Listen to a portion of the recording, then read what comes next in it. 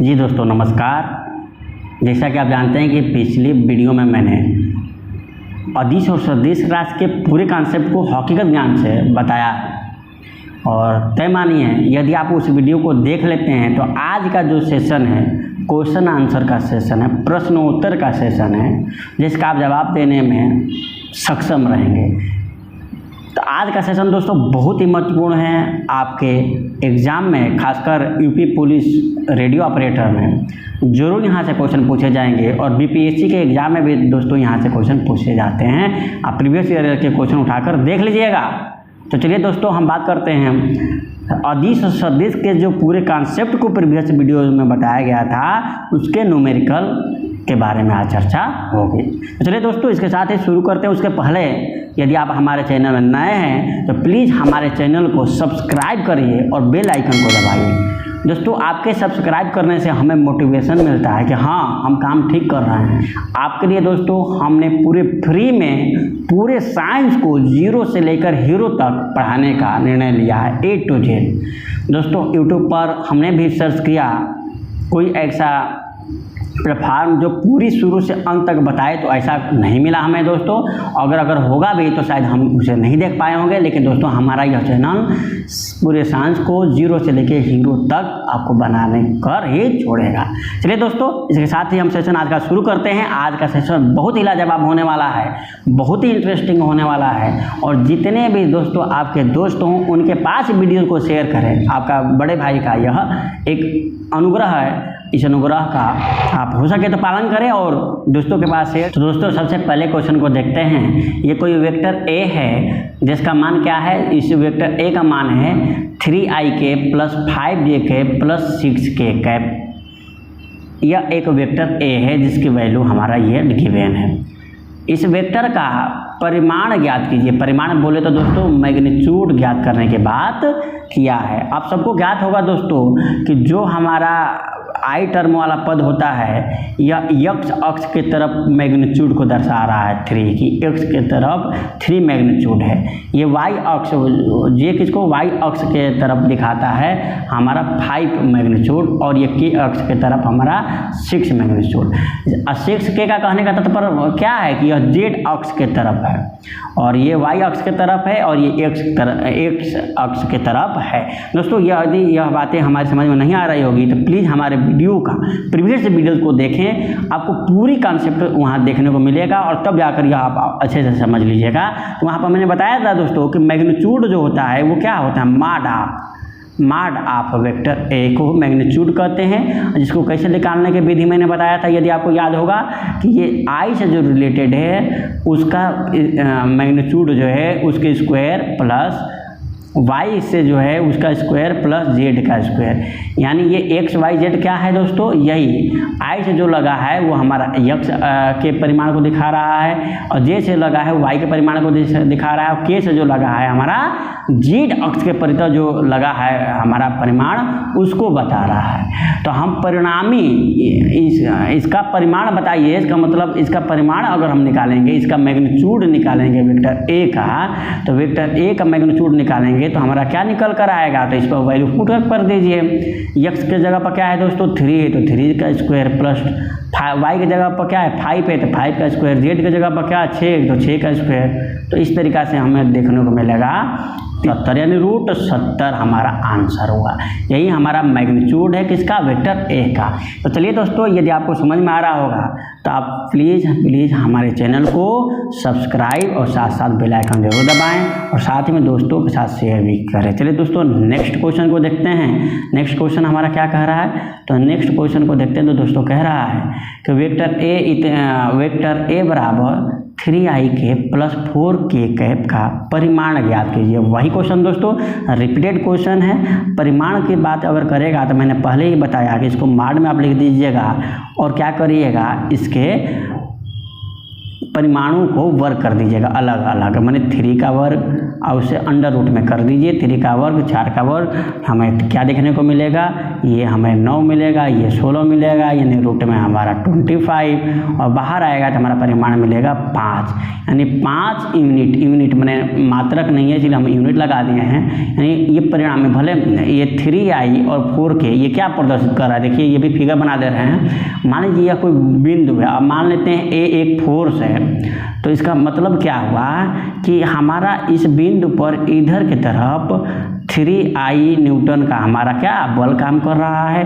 3 Newton का बल काम कर रहा है, i का मतलब एक्स अक्ष की तरफ 3 न्यूटन का बल काम कर रहा है। और हम दोस्तों जेड अक्ष होता है, तो मान लेते हैं ये हमें बाहर की तरफ निकला हुआ ही है, ये बाहर की तरफ निकला हुआ है, तो बाहर की तरफ निकला हुआ तो इसमें दिखा नहीं सकते, इसलिए इसे ये हम प्रदर्शित कर दिए हैं जो जेड अक्ष को दिखा रहा है। तो इधर मान लीजिए 4 न्यूटन है, तो इस पर परिणामी बल क्या होगा दोस्तों, तो कुछ ऐसे परिणामी बल होगा, ये एक वस्तु ना इधर जाएगी और ना इधर जाएगी बल्कि एक इस दिशा में जाएगी। यही हमारा जो है इस 5 न्यूटन को दर्शा रहा है। तो इस तरीक़ा से प्रदर्शित करते हैं दोस्तों, बात समझ में आ गई होगी। चलिए दोस्तों नेक्स्ट क्वेश्चन देखते हैं। और जिन बच्चों को समझ नहीं आ रही है वो प्रीवियस वीडियोज़ को अवश्य देखें, तब जाकर ये पूरी कॉन्सेप्ट आप 100% हकीकत ज्ञान को समझ लेंगे।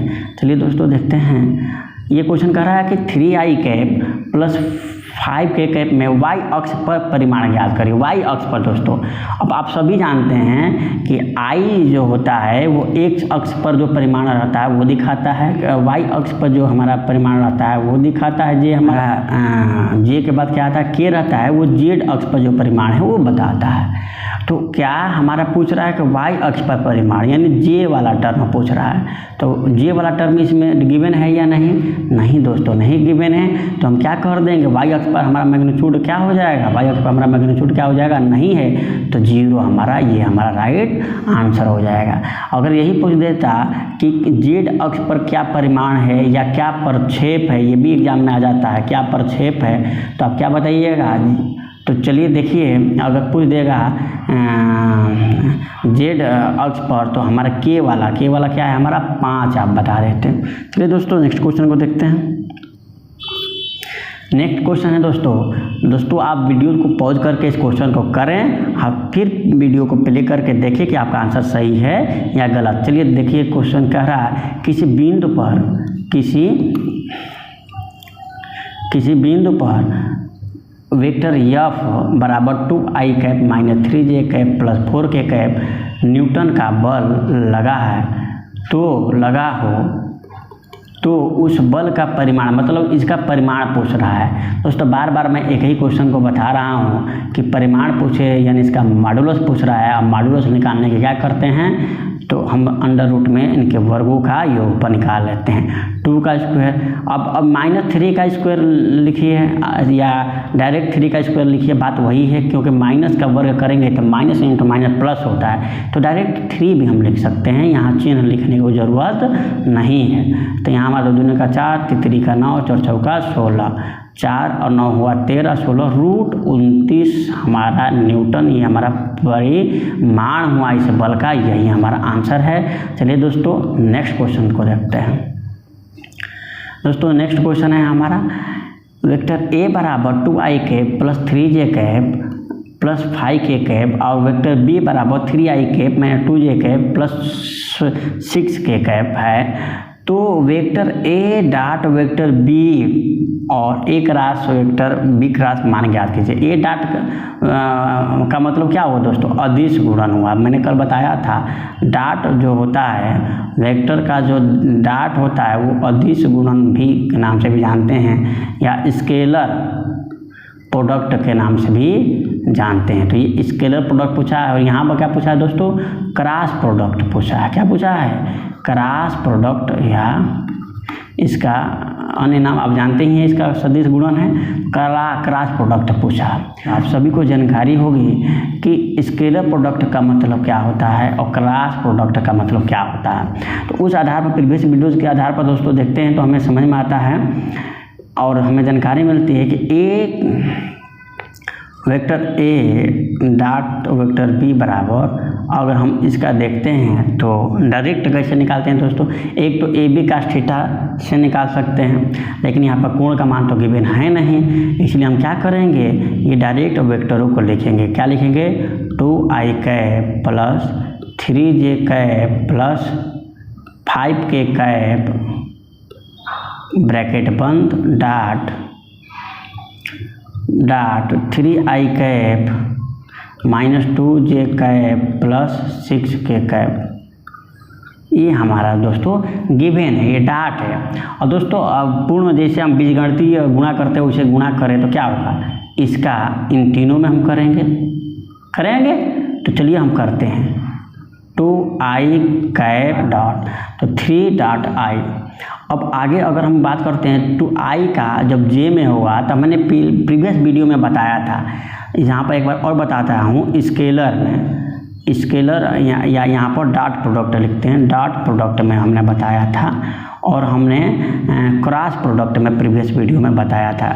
डॉट प्रोडक्ट और क्रॉस प्रोडक्ट में क्या क्या बताया था कि इसमें जो सेम का सेम में मल्टीप्लिकेशन होता है तो हमारा 1 आता है, अपोजिट का अगर आता है हमारा अपोजिट तो उसका मान 0 आता है। प्रीवियस वीडियो में मैंने इसकी चर्चा की है दोस्तों।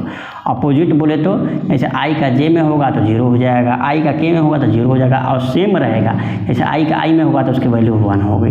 ये हमारी डॉट प्रोडक्ट के बारे में हमने आपको बताया था, ये हमारी डॉट प्रोडक्ट के बारे में बताया था कि डॉट प्रोडक्ट में हमारा क्या होता है दोस्तों, डॉट प्रोडक्ट में हमारा जो सेम होता है, सेम का सेम में गुणा होता है। डॉट प्रोडक्ट में डॉट प्रोडक्ट या स्केलर प्रोडक्ट दोनों कह सकते हैं। तो हमारा क्रॉस प्रोडक्ट में क्या होता है दोस्तों, जस्ट इसका विपरीत होता है। इसमें जो अपोजिट होगा, अपोजिट नहीं, अगर सेम होगा, सेम होगा तो उसका मान 0 होगा। सेम होने का मतलब दोस्तों, अगर i डॉट i आएगा तो हमारा 0 हो जाएगा, या j डॉट z होगा तो 0 हो जाएगा, या k क्रॉस k होगा तो भी 0 हो जाएगा। डॉट नहीं होता, क्रॉस होता है इसमें, ठीक है दोस्तों। तो इसमें सेम में हमारा 0 हो जाएगा, ये हमने बताया।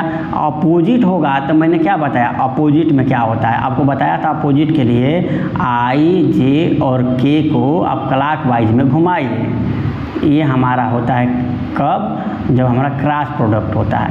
i क्रॉस j का मान k आएगा, k क्रॉस i का मान j आएगा, लेकिन अगर उल्टा हो जाएगा तो माइनस आ जाएगा। जैसे k क्रॉस j पूछ दे तो माइनस i हो जाएगा, i क्रॉस k पूछ दे तो माइनस j हो जाएगा, क्योंकि ये सदिश राशि, इस वजह से ऐसा होता है दोस्तों। प्रीवियस वीडियो में बता दिया गया है, लेकिन हम आपको समझाने के लिए यहाँ भी कुछ अंश हमने बता दिया, लेकिन आप प्रीवियस वीडियोज़ को अवश्य देखें, तब जाकर ये पूरी डिटेल आपको समझ में आएगी। तो दोस्तों देखिए, अब यहाँ पर कौन से प्रोडक्ट की बात की जा रही है, यहाँ पर हमें डॉट की बात की जा रही है। तो हमने सीधे a की वैल्यू लिखी, अब फिर यहाँ पर डॉट लगाया, b की वैल्यू भी थी। अब हम सामान्य बीजगणितीय जैसे हम गुणा करते हैं उसे इससे इन तीनों में करेंगे। तो इससे इसमें करेंगे तो 2i into 3i, 2i dot 3i लिख दिए हम, और 2i का j में करेंगे तो i और j में करेंगे तो तुरंत 0 हो जाएगा कि नहीं हो जाएगा, क्योंकि सेम वाला तो 1 होगा, लेकिन i का जहाँ j में होगा अपोजिट हो जाएगा, तुरंत 0 हो जाएगा। और इसमें भी करेंगे तो 0 हो जाएगा, इसलिए इस टर्म को नहीं लिखेंगे हम। अब 3j से करेंगे तो j से i में करेंगे तो यहाँ भी 0 हो जाएगा, लेकिन यहाँ भी करेंगे तो 0 नहीं होगा। पहले प्लस का माइनस में करेंगे तो चिन्ह हमारा माइनस हो जाएगा, इसलिए यहाँ पर हम चिन्ह लिखते हैं माइनस, तब जाकर हमें और अच्छे से समझ में आएगा।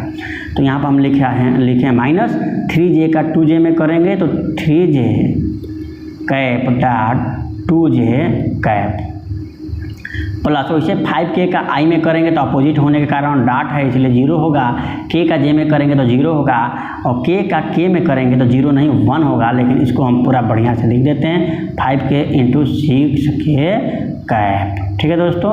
चलिए अब सभी जानते हैं कि समान है, i समान है, तो इसका मान 1 हो जाता है, डायरेक्ट 3 दूना का 6 हो जाएगा, और माइनस 3 दूना का यहाँ भी 6 हो जाएगा, और j 1 हो जाएगा, 5 का 30 यहाँ हो जाएगा, और दोस्तों ये प्लस और माइनस कैंसिल हो जाएगा, और 30 हमारा आंसर हो जाएगा दोस्तों। जो भी इसका मात्रक रहा होगा 30 यूनिट इसका हमारा आंसर हो जाएगा। दोस्तों समझ में आ रहा होगा तो प्लीज़ हमारे नए चैनल को सब्सक्राइब और बेल आइकन को दबाएं और साथ में शेयर। तो क्रॉस वाला भी इसी में सॉल्व करके दिखा देते हैं दोस्तों।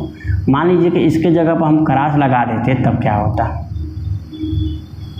इसके जगह हम क्रॉस लगा देते तब क्या होता, इसकी हम चर्चा कर लेते हैं। चलिए दोस्तों जल्दी जल्दी हम करते हैं इस क्वेश्चन को। यहाँ पर हम लगा दिए हैं क्रॉस, क्या लगाए हैं दोस्तों, क्रॉस। इसको अलग पेन से दिखा देते हैं ताकि समझ में आ जाएगा आपको। यहाँ पर क्रॉस दिखा रहे हैं कि मान लीजिए क्रॉस होगा तब इसका आंसर क्या होगा। तो यहाँ भी दोस्तों है क्रॉस, हमारा क्या है क्रॉस, ए क्रॉस बी हम ज्ञात कर रहे हैं। तो ए क्रॉस बी में हमने बता दिया कि आई में जे का होगा तो के हो जाएगा। हाँ तो चलिए देखिए, इस आई का इस आई में होगा तो 0 हो जाएगा, समान वाला 0 हो जाएगा। अब पहले हम क्या करेंगे, अंक का गुण। देखिए ये 2i में 2j से पहले चिन्ह का गुणा नहीं करेंगे, पहले अंक का गुणा करेंगे। 2 का 2 में करेंगे दोस्तों, डायरेक्ट लिख दिया मैंने 4। इसका हम पहले कर रहे हैं इसमें, तो 2 के 2 में किए तो हमारा 4 आया। और देखो i का j में करेंगे, माने i क्रॉस j है, तो i क्रॉस j क्या हो जाएगा, के हो जाएगा। i क्रॉस j के हो जाएगा, सीधे सीधे भी है, तो हमारा यहाँ पर डायरेक्ट हमने के कैप लिख दिया। अब नेक्स्ट देखते हैं दोस्तों, यहाँ पर ये माइनस था और यहाँ पर ये प्लस था, तो दोनों में गुणा हुआ तो यहाँ पर माइनस हो जाएगा। अब नेक्स्ट देखते हैं दोस्तों, अब इसका इसमें करते हैं। तो पहले प्लस का इस प्लस में करेंगे तो प्लस चिन्ह हो जाएगा। अब नेक्स्ट डिजिट का करते हैं, 2 में 6 का करेंगे, इससे इसमें कर रहे हैं, 2 में 6 से करेंगे तो 12 हो जाएगा। और आई का के में करेंगे तो दोस्तों यहाँ पर हम एक फिगर बना ही देते हैं। यहाँ आई लिख देते हैं, यहाँ जे लिख देते हैं और यहाँ के लिख देते हैं। आई का जे में हमने शुरू में किया तो के आ गया, चलो ठीक है। अब ये कह रहा है कि आई का हम के में कर रहे हैं, आई का के में उल्टा कर रहे हैं, तो क्या हो जाएगा, माइनस जे हो जाएगा। तो यहाँ पर हमारा 2 छक्का 12 तो हो जाएगा, लेकिन माइनस जे होगा, और माइनस जे होगा तो इस प्लस को हमारा क्या बना देगा, माइनस बना देगा। इस कारण से यहाँ पर हमारा -12j मिल जाएगा। अब नेक्स्ट क्वेश्चन को देखते हैं दोस्तों। नेक्स्ट क्वेश्चन नहीं आगे देखते हैं। अब हम गुणा करेंगे 3j का 3i में। पहले करिए 3 का 9 हमारे आ गया हम, और j का i में करेंगे। तो देखिए यहाँ पर आ जाइए, j का i में इधर नहीं बल्कि ऊपर जा रहा अपोजिट, तो k नहीं माइनस के होगा दोस्तों। यहाँ पर हम लिख दे रहे हैं माइनस के, एक लाइन और कर लेंगे। यहाँ पर क्या आया था -j, तो यहाँ पर लिख देते हैं -j, और यहाँ पर प्लस ही रहने देते हैं ताकि आपको ज़्यादा समझ में आए। चलिए दोस्तों अब आगे देखते हैं। चलिए दोस्तों अब आगे देखते हैं। तो हमारा 3 में हो गया। अब देखो इस j में करेंगे तो 0 हो जाएगा क्योंकि समान है। अब 3j का 6k में करेंगे तो 3 का हमारा पहले तो 18 अंक डिजिट का कर दीजिए, और j का k में देखो j क्रॉस k, पहले j फिर k, तो डायरेक्ट ये एकदम क्लॉकवाइज हो रहा है तो i हो जाएगा। तो यहाँ पर हम लिख दिए i, यहाँ पर क्या हमने लिख दिया i का प्लस। अब आगे देखिए दोस्तों, इस 5k का हम किस में करेंगे, इस 5k का करेंगे 5k से 3i में। तो पंक्तियाँ ही पहले 15 लिख दिए सीधे, पंक्तियाँ ही 15, और k का i में करेंगे तो यहाँ पर देखिए k का i में करेंगे तो डायरेक्ट पॉजिटिव में j आ जाएगा। तो k का i में करेंगे तो हमारा j मिल जाएगा। तो हमारा क्या हो जाएगा, पंक्तियाँ ही 15, k का i में करेंगे तो हमें j मिलेगा, तो 15j। अब आगे देखते हैं दोस्तों।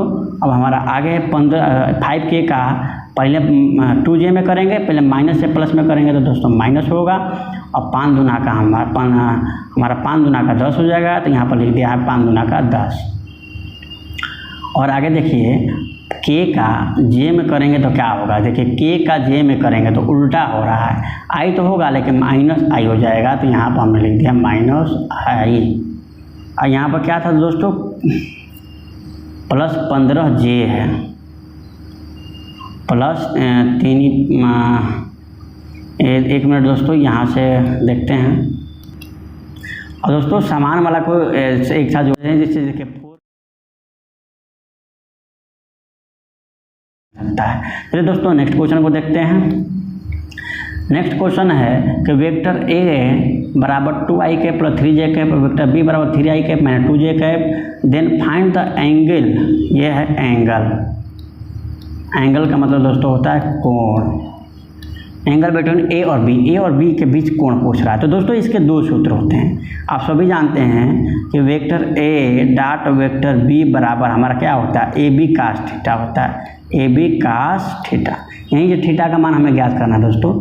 ए और बी क्या है, ए है हमारा वेक्टर ए का मैग्नीट्यूड, बी है हमारा वेक्टर बी का मैग्नीट्यूड। और ए डॉट बी का मतलब आप जानते ही हैं, अभी हमने ए डॉट बी का निकाला।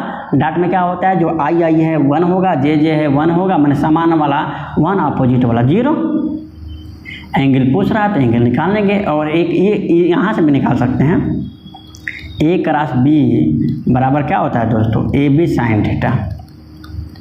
यहाँ से भी निकाल सकते हैं, लेकिन क्रॉस देख रहे हैं कितना बड़ा होता है, तो यहाँ निकालना थोड़ा मुश्किल हो जाएगा, और इसलिए डायरेक्ट यहीं से निकालते हैं। तो ए डॉट बी दोस्तों देखते हैं ए डॉट बी में क्या होगा।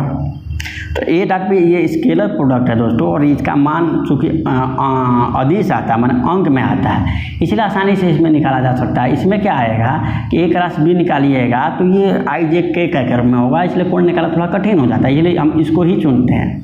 तो दोस्तों इस इक्वेशन में हम सब वैल्यू को पुट करते हैं। ए डॉट बी कह रहा है vector A dot vector B, तो लिख लो vector 2i cap plus 3j cap, और डॉट बी कैप का मान क्या है दोस्तों, तो 3i cap minus 2j cap है, बराबर ए डॉट बी। अब यहाँ पर ए डॉट बी यानी वेक्टर ए का परिमाण, वेक्टर ए का परिमाण निकालने के लिए क्या करेंगे, ये रूट में रहेगा, और ए का लिखेंगे 2 का स्क्वायर प्लस 3 का स्क्वायर, ये वाला दोस्तों ए का। डॉट बी का परिमाण निकालने के लिए क्या करेंगे दोस्तों, 3 का कैप, 3 का स्क्वायर प्लस 2 का स्क्वायर, माइनस का स्क्वायर करेंगे तो दोस्तों प्लस ही होगा, इंटू कास थीटा हो जाएगा। हमारा कास थीटा के वैल्यू हमें निकालनी है, थीटा के वैल्यू, तो कास थीटा हमारा ज्यों का त्यों हो जाएगा दोस्तों कास थीटा। अब ध्यान से देखिए, इसका 2i से 3i में करें, 2i cap into 3i cap plus I का जे में करेंगे तो जानते हैं 0 हो जाएगा, तो प्लस अब 3j का माइनस 2j में होगा, 3j cap into minus 2j cap, ये डॉट है 2j कैप, बाकी अपोजिट हमारा 0 हो जाएगा दोस्तों। इसका मान क्या आएगा, 2 दूनी का 4 3 का 9, तो हमारा रूट 13 इंटू रूट 3 का 9 और 2 दूनी का 4 रूट 13, ये भी आएगा, ये बाहर आ जाएगा, कास थीटा 13 कास थीटा हो जाएगा। और दोस्तों यहाँ पर देखिए, ये हमारा सिद्ध होती हैं 6, आप माइनस ही देखो प्लस में माइनस है, यहाँ पर 3 दूनों का 6 हो जाएगा, जे में जे करेंगे तो 1 हो जाएगा, आई में आई करेंगे तो 1 हो जाएगा, बराबर 13 2 बार रूट है तो 13 कास थीटा हमारा हो जाएगा दोस्तों। और 6 से हमारा कैंसिल आउट हो जाएगा क्योंकि 0 हो जाएगा, बराबर 13 कास थीटा। दोस्तों कास थीटा बराबर हमारा क्या मिला, कास थीटा बराबर हमारा मिला 0, क्योंकि 13 उधर जाएगा तो 0।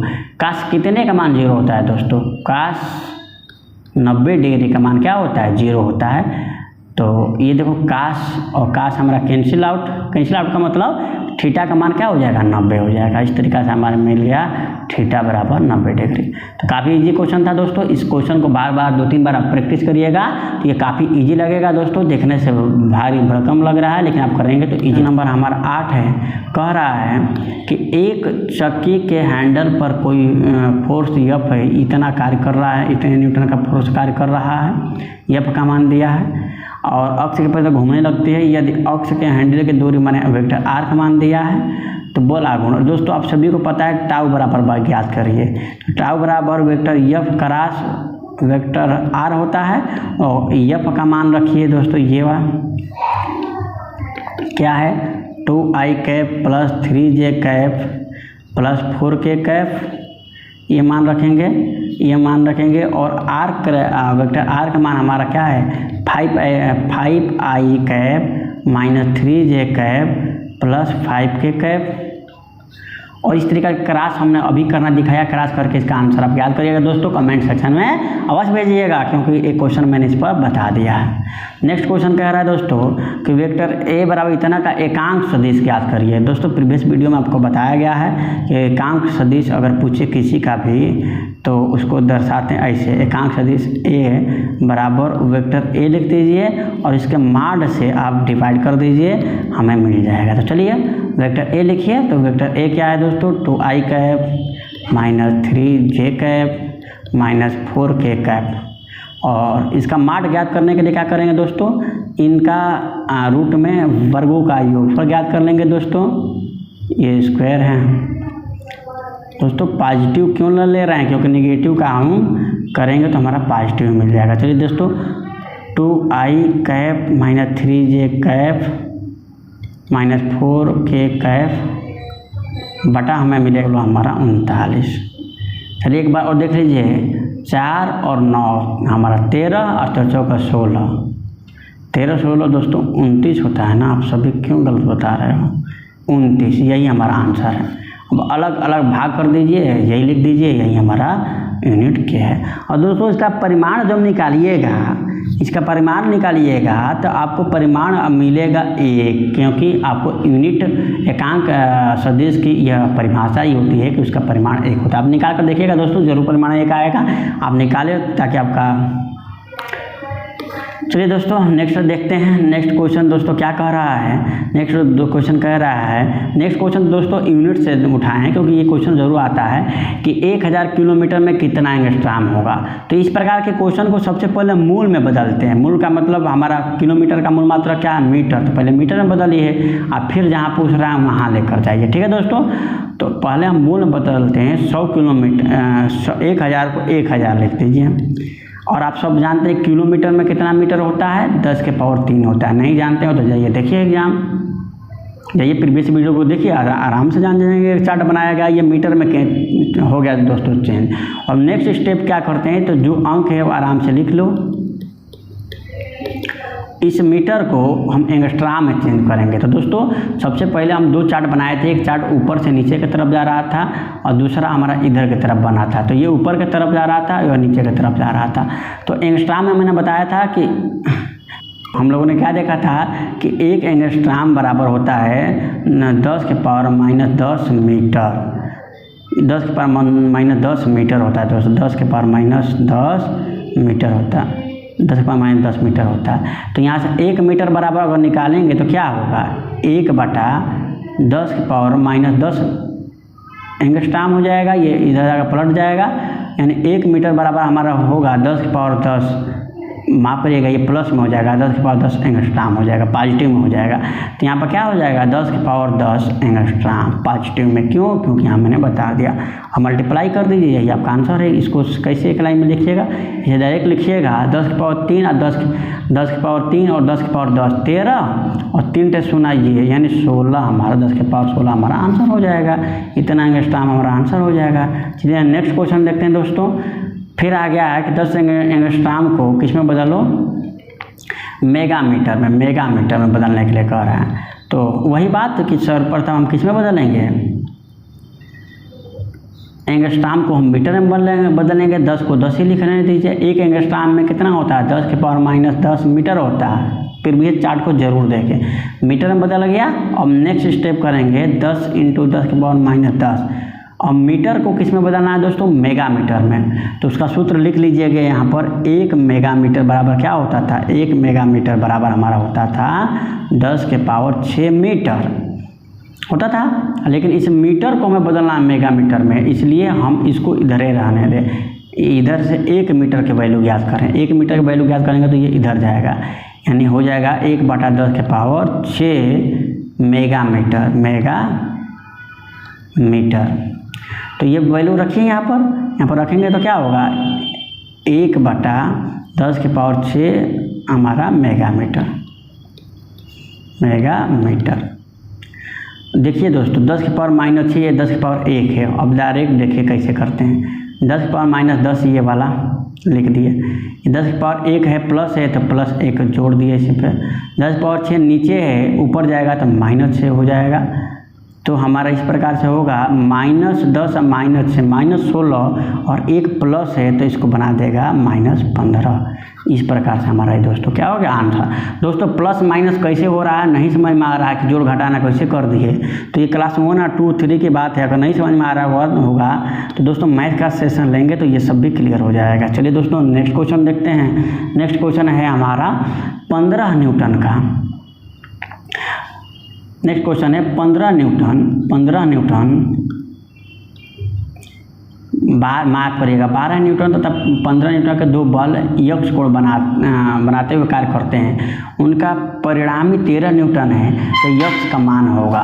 दो बल का मान दे दिया है दोस्तों। मान लीजिए इस पर एक दो बल काम कर रहा है, एक F1 जिसका परिमाण दिया है 12 न्यूटन और दूसरा बल काम कर रहा है F2 जिसका परिमाण दिया है हमारा 5 न्यूटन, और कह रहा है कि इसके बीच यक्ष कोण बनता है, तो इस यक्ष कोण का मान ज्ञात करिए। अब परिणामी इसका परिणामी बल भी दे दिया, ये परिणामी बल ये परिणामी बल R का मान दे दिया है, क्या दिया है 13 न्यूटन दे दिया। तो कह रहा है कि थीटा का मान ये ज्ञात करिए। थीटा यक्ष है तो इसका मान ज्ञात करिए। आप सभी को ज्ञात होगा कि परिणामी R बराबर हमने क्या बताया था, अगर आपको पता होगा, नहीं भी पता होगा तो प्रीवियस वीडियो को देखें, क्या बताया था, ये बताया था, तो उस आधार पर ये हमारा हो जाएगा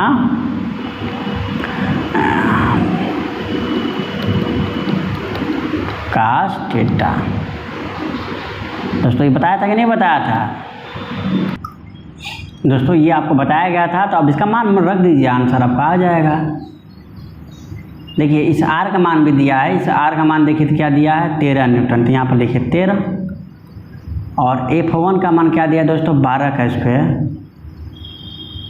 ये 12 का स्क्वायर प्लस 5 का स्क्वायर प्लस 2 इंटू 12 इंटू है दोस्तों, ये डायरेक्ट मल्टीप्लिकेशन है, तो 12 इंटू 5 cos थीटा को cos थीटा रहने दीजिए।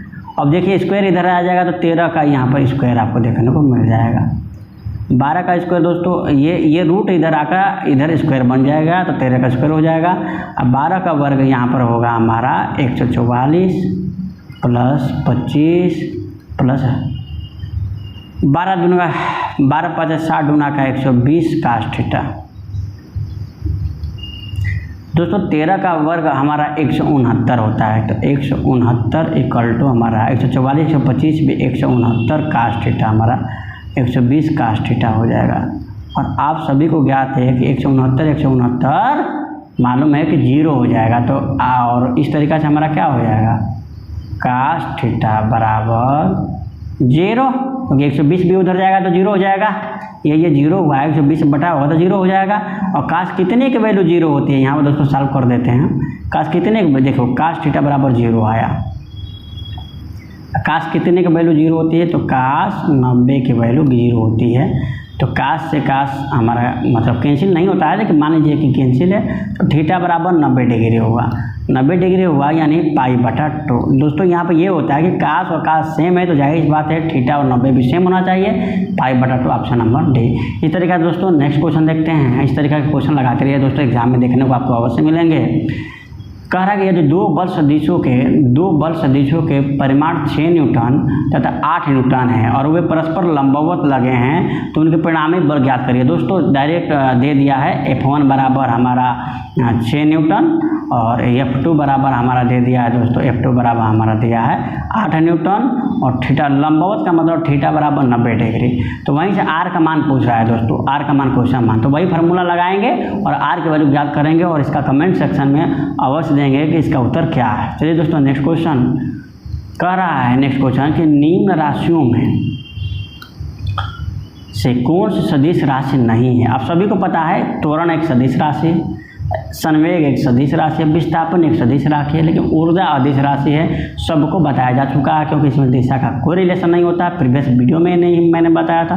नेक्स्ट क्वेश्चन देखते हैं दोस्तों। नेक्स्ट क्वेश्चन कह रहा है, एक विद्यार्थी अपने घर से 1 किलोमीटर पूर्व की ओर, दोस्तों 1 किलोमीटर पूर्व गया और 3 किलोमीटर दक्षिण गया, तो 3 यहाँ लिखा और 1 किलोमीटर यहाँ लिखा और 3 किलोमीटर यहाँ लिखा, ठीक है दोस्तों।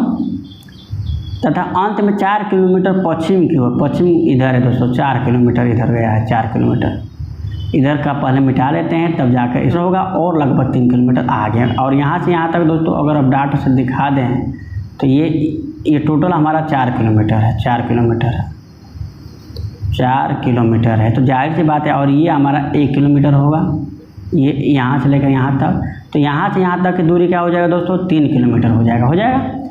तो आगे कह रहा है, तो उसके विद्यालय के घर से सीधी दूरी का मतलब दोस्तों विस्थापन पूछ रहा है। ये विस्थापन बोले तो इसको ये पूछ रहा है, इसको ये कि इसके घर से इसके विद्यालय की दूरी क्या है, ये विद्यालय है, ये घर है, ये टेढ़ा मेढ़ा नहीं है दोस्तों, एकदम सीधी लाइन है। ये दूरी पूछ रहा है, ये दूरी यानी विस्थापन की बात कर रहा है।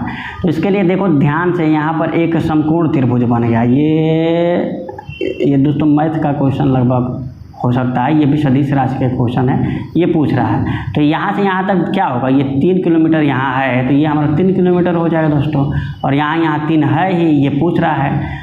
तो कर्ण पूछ रहा है, ये 90 डिग्री का कोण है ही, 90 डिग्री का कोण है ही, कर्ण पूछ रहा है। तो कर्ण बराबर क्या होता है, रूट में 3 का स्क्वायर, आधार का स्क्वायर प्लस लंब का स्क्वायर हमारा कर्ण होता है।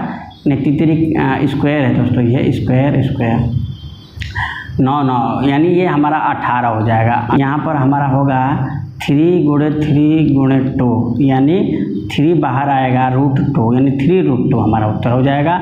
हमारा option B is right answer. चलिए दोस्तों नेक्स्ट क्वेश्चन को देखते हैं। नेक्स्ट क्वेश्चन क्या है हमारा, तो नेक्स्ट क्वेश्चन कह रहा है कि 300 न्यूटन बल के 2 समान विघटित बल जो कि परस्पर 60 डिग्री पर हैं का मान होगा। दोस्तों ये भी आपके क्वेश्चन आप सॉल्व करके आ सकते हैं। क्योंकि कह रहा है कि 2 बल है F1 और F2। ठीक है दोस्तों, ये मान लीजिए F1 है और ये हमारा F2 है। इनके बीच का कोण दोस्तों 60 डिग्री भी दे दिया है और ये भी 300 न्यूटन है, समान कह रहा है, ये भी 300 न्यूटन है। तो समान विघटित बल और 60 डिग्री। तो पूछ रहा है R का मान पूछ रहा है, R का मान पूछ रहा है। तो R आप याद करिएगा दोस्तों। नेक्स्ट क्वेश्चन करते हैं, बताया जा चुका है इसे क्वेश्चन। सदिश राशि, आप सभी बताइए सदिश राशि इसमें कौन है, दूरी सदिश राशि है, नहीं दूरी सदिश राशि नहीं है। चाल सदिश राशि नहीं, द्रव्यमान नहीं भैया, कोई दिशा नहीं। वेग सदिश राशि है क्योंकि विस्थापन बटा समयांतराल। नेक्स्ट क्वेश्चन देखते हैं दोस्तों। नेक्स्ट क्वेश्चन कह रहा है कि 2 समान वेक्टरों का परिमाण शून्य है। वेक्टर ए कोई वेक्टर बी है तो आपस में क्या है, समान है। 2 समान वेक्टरों का परिणाम शून्य है, परिणाम शून्य है, तो उनके बीच का कोण है। दोस्तों ऐसे ही आप देखिए 2 बल है, एक बल हमारा इधर मान लो 10 न्यूटन का लग रहा है तो दूसरा भी 10 ही न्यूटन का लग रहा है क्योंकि समान वेक्टरों की कह रहा है, 10 ही न्यूटन का लग रहा है और उसका परिणामी शून्य है। तो जाहिर सी बात है कि इधर भी कहीं भी लगेगा तो कहीं ना कहीं उसका परिणामी निकलेगा, लेकिन किधर लगेगा तो परिणामी शून्य होगा। तो जाहिर सी बात है कि इस बिंदु पर इधर बल कार्य कर रहा है 10 न्यूटन का और वो भी दूसर का 10 न्यूटन का है, वो लगते ही परिणामी शून्य हो जा रहा है। देखो परिणाम का मतलब R, परिणामी रिजल्टेंट हमारा शून्य हो जा रहा है। तो जाहिर सी बात है कि वो इस पिंड के इधर अपोजिट डायरेक्शन में लग रहा होगा 10 न्यूटन का, तभी तो शून्य होगा। बोलिए दोस्तों, ये सामान्य जानकारी की बात है। तो इनके बीच का कोण कितना है, 180 डिग्री है कि नहीं। तो बिना रटे रटाया भी आप क्वेश्चन को कर लेंगे।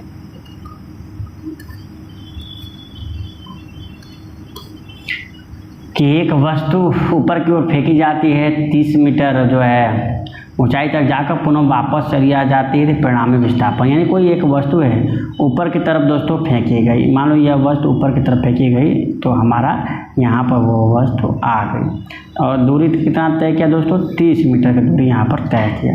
तो यहाँ पर 30 मीटर की दूरी तय किया, फिर पुनः वापस आ गई अपने स्थान पर। तो कह रहा है परिणामी विस्थापन की परिभाषा जानते ही हो कि अंतिम प्रारंभिक के बीच की न्यूनतम दूरी। अब यही है तो बीच की न्यूनतम दूरी क्या होगा, शून्य होगा। यानी इसमें ऑप्शन क्या है, 10 मीटर 30 मीटर, यानी हमारा हो जाएगा D मीटर। इस तरीके से दोस्तों आज का क्वेश्चन आंसर का सेशन समाप्त होता है दोस्तों। और दोस्तों आज का क्वेश्चन आंसर का सेशन आपका समाप्त हुआ है। दोस्तों आप जानते हैं कि रेडियो ऑपरेटर एक टेक्निकल पोस्ट है जिसमें head operator direct diploma BTech वालों को ही मांगा गया है।